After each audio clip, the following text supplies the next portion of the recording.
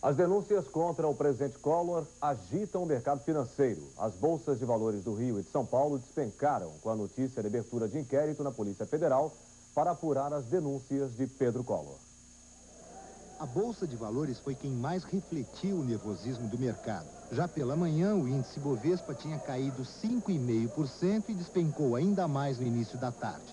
A queda nas ações refletia o recuo dos investidores que já reduziram pela metade os investimentos diários na Bolsa, desde que as denúncias de Pedro Collor começaram a aparecer na imprensa. Mas o ouro e o dólar paralelo foram contidos.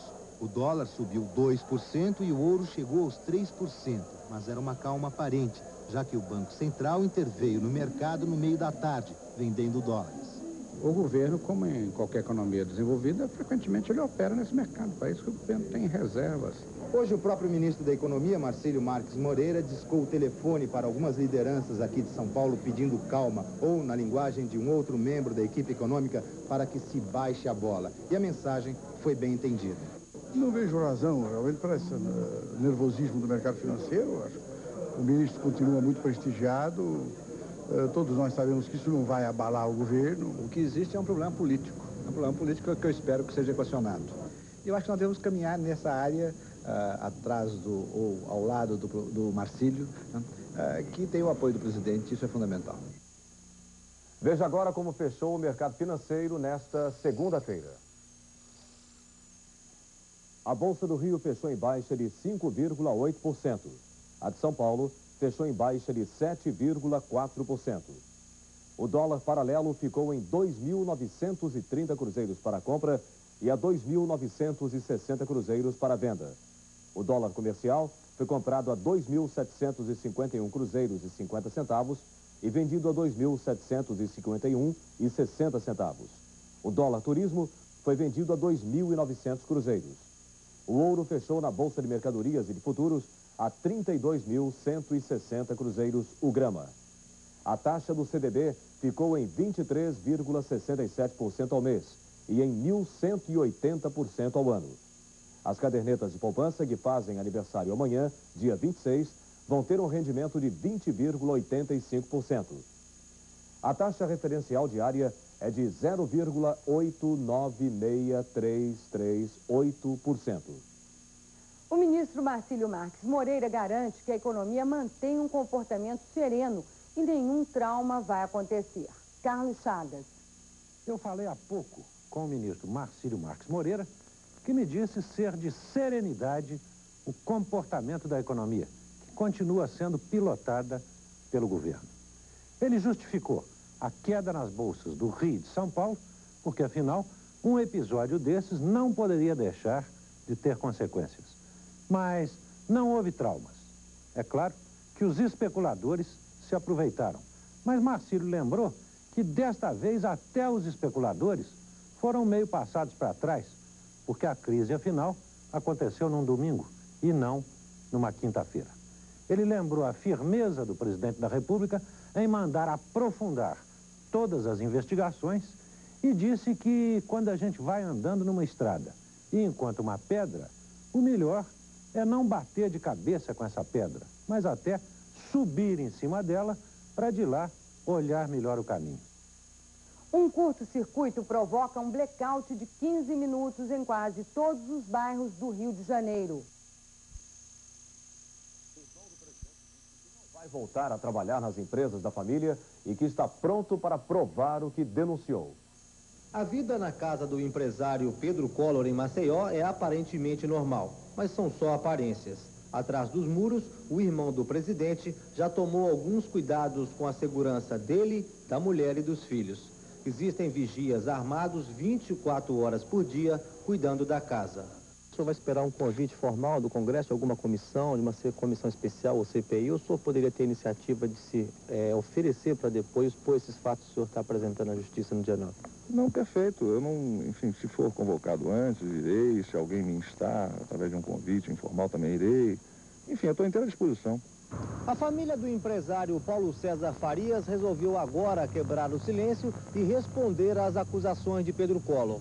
Hoje, o porta-voz da família, o deputado federal Augusto Farias, disse que a família vai interpelar judicialmente Pedro Collor para que ele comprove as denúncias que vem fazendo.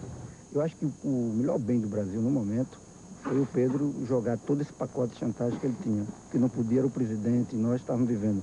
Cada semana o Pedro dizia, eu tenho mais uma chantagem, eu tenho mais uma fita gravada. Eu acho que isso foi importante para o país, que ele jogou tudo que tinha na lama e agora vamos fazer com que ele prove tudo isso na justiça. Em São Paulo, o advogado do empresário Paulo César Farias diz que ele ainda não decidiu se vai mesmo entrar na justiça contra Pedro Collor.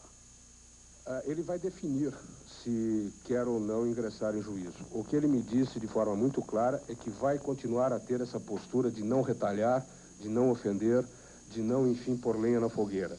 Se ele tiver que tomar alguma providência, essa providência será tomada via justiça. Quais seriam os caminhos adotados judicialmente? Repito, se ele deliberar entrar em juízo, ele poderá fazê-lo através de ações judiciais para a proteção da sua honra, da sua honorabilidade. Ele irá ingressar com queixa-crime, acusando Pedro Collor da prática dos delitos de injúria, difamação e calúnia. A Polícia Federal já abriu inquérito para apurar as denúncias de crime contra a administração pública atribuídos ao presidente Collor, à ex-ministra Zélia Cardoso de Mello, ao empresário Paulo César Farias e ao piloto e sócio do empresário Jorge Bandeira de Mello. O pedido de abertura de inquérito foi feito pelo Procurador-Geral da República, Aristides Junqueira. A Polícia Federal tem 30 dias para concluir as investigações. O procurador decidiu abrir o inquérito depois de tomar conhecimento da existência de uma fita de vídeo e de um documento assinado por Pedro Collor com denúncias de corrupção. Quem fez as denúncias indique as provas que tem para a comprovação dos delitos, porque compete à polícia apurar e ao Ministério Público denunciar. Nós não podemos ficar inertes com relação a atos de corrupção na administração pública federal. Seja quem for o seu autor. A Constituição diz que o presidente pode ser processado por crime comum, desde que seja por fato relativo ao exercício do cargo na administração pública. Tenho a impressão que nós temos instituições já relativamente fortes para democraticamente apurarmos tudo sem que isto abale a estrutura e o regime vigente no país, que é o regime democrático. O Ministério Público designou o procurador Marden Costa Pinto para acompanhar o inquérito. De Brasília, Guilherme Menezes tem outras informações sobre a apuração das denúncias de corrupção. O ministro da Justiça já encaminhou um pedido à Procuradoria-Geral da República para a abertura de inquérito penal contra o irmão do presidente, Pedro Collor. A decisão partiu do próprio presidente através de um documento entregue ao ministro Célio Borja. No documento, o presidente cita 6 trechos da entrevista publicada pela revista Veja, inclusive o que Pedro Collor o acusa de tê-lo induzido a experimentar cocaína e outro trecho em que o presidente é acusado de manter sociedade com o empresário PC Farias em negócios ilícitos. O presidente diz que essas acusações caracterizam crime de calúnia pela lei de imprensa. Hoje, o ministro da Justiça encaminhou à Procuradoria-Geral da República um pedido de abertura de ação penal contra Pedro Collor.